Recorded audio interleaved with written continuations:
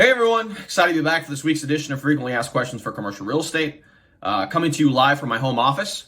I've been setting it up this weekend. I still have a ton of books in the garage that I need to organize, but looking forward to get this all set up. Probably by this weekend it should all be ready to go. So next time I film here in my home office, it'll be all set up and looking great. In today's video, what I thought I'd do is provide a different type of video. Really, this is focused on failures in commercial real estate.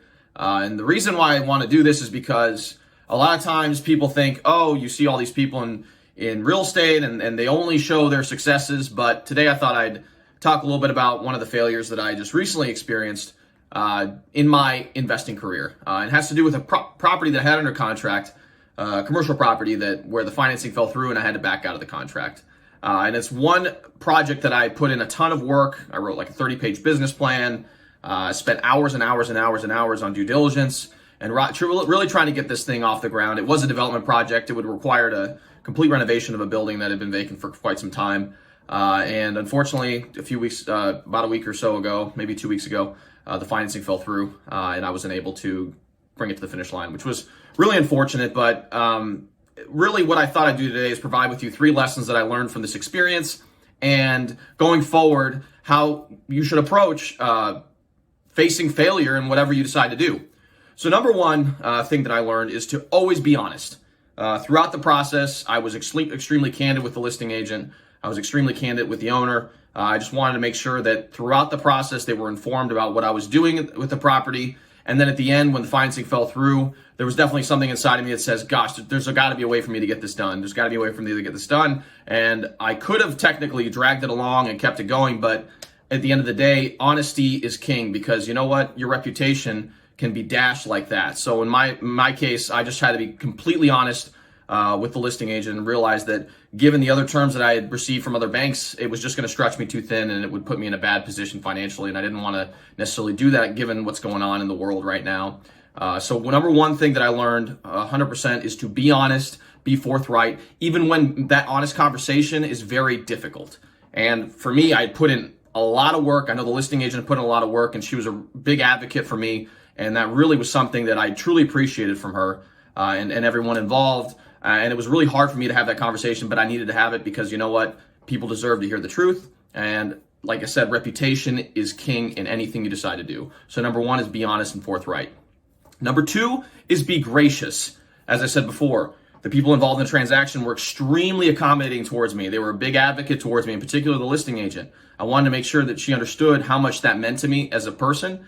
Granted, I've only been in the business for about 1.5 years. I plan to have a big impact in the business long term.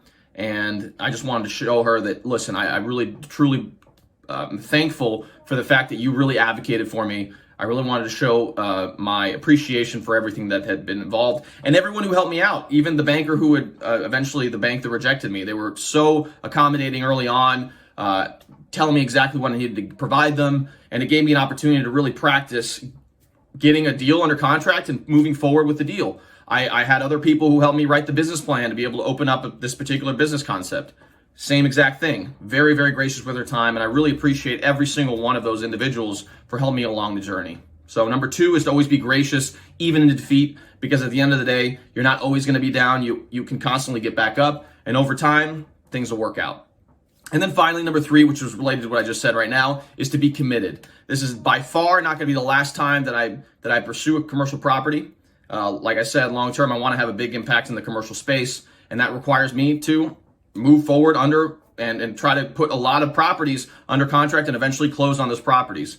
I'm committed to the process of doing so, and long term, that's something that I really want to do. So always be committed, even when you face failure. I don't know exactly who always said this, but if you get, it's actually a Chinese proverb. If you get knocked down 6 times, get up 7, and always, always, always consistently move forward. So hopefully this provides you with some valuable information or feedback as far as if you do face adversity in your commercial investing career or really for your business and you're trying to put a commercial property under contract and everything falls through and you may feel down and disheartened, realize that in the long run, as long as you're honest with yourself and others, as long as you're gracious for everyone who's helped you along the path, and then as long as you're committed to getting the job done, even though you may have to get scuffed up a little bit through the process, you will make it through long term. So hope you enjoyed this video. If you like this channel, Feel free to like, share, and subscribe. I always like providing awesome and engaging content related to commercial real estate. If you're looking to buy, sell, or lease commercial property in the Louisville area or its surrounding areas, feel free to reach out to me. My number is 502-536-7315, or you can reach me via email at raphael@grisantigroup.com. Well, we'll see you guys next week. Bye.